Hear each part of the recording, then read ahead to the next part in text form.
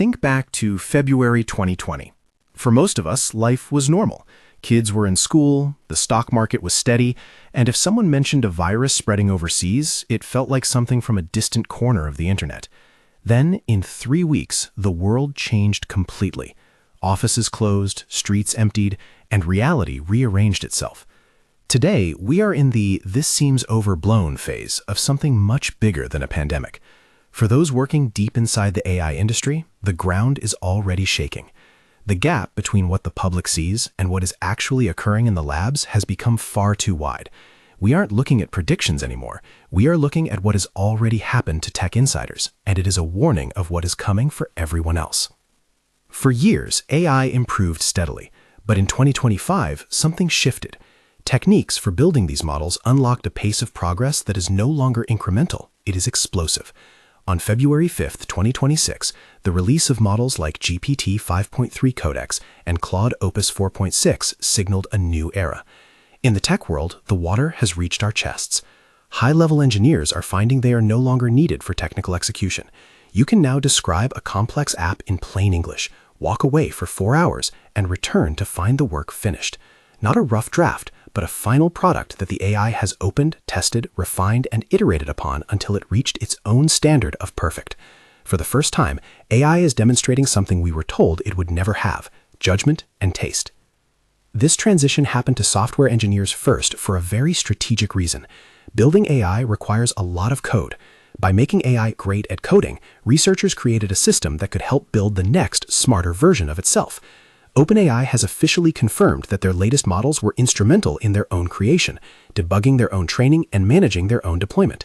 This is the intelligence explosion researchers have long discussed. We are likely only a year or two away from the point where the current generation of AI autonomously builds the next generation, creating a feedback loop that will ripple through every industry, from law and finance to medicine and accounting, in as little as 1 to 5 years. If you tried AI in 2024 and found it limited or prone to hallucinations, you need to understand that in AI time, that is ancient history. Free versions of these tools are often a year behind what is currently possible. The debate about AI hitting a wall is over. The reality is that AI is no longer just a tool for grunt work. It is becoming a general substitute for cognitive labor. It can summarize case law better than a junior associate, build financial models, write professional-grade content, and suggest medical diagnoses. Any job that primarily happens on a screen, reading, writing, analyzing, and deciding, is now in the path of this exponential curve. Nothing that can be done on a computer is safe from automation in the medium term. So what do you actually do? The single biggest advantage you can have right now is being early. Start using the most advanced paid models available, and don't just ask them quick questions. Push them into your actual work.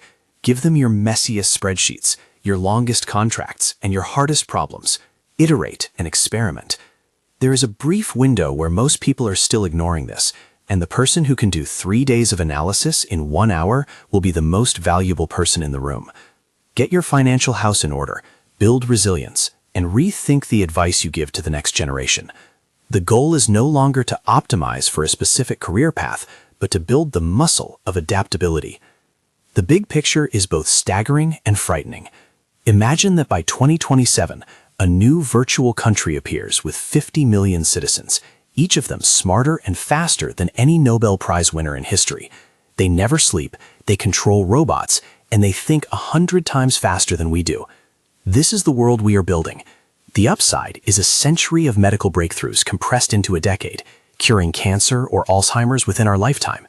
The downside is a level of deception and autonomous risk that we are not yet prepared to manage.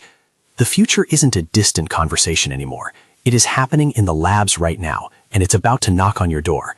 The best way to face it isn't with fear, but with an urgent, relentless curiosity.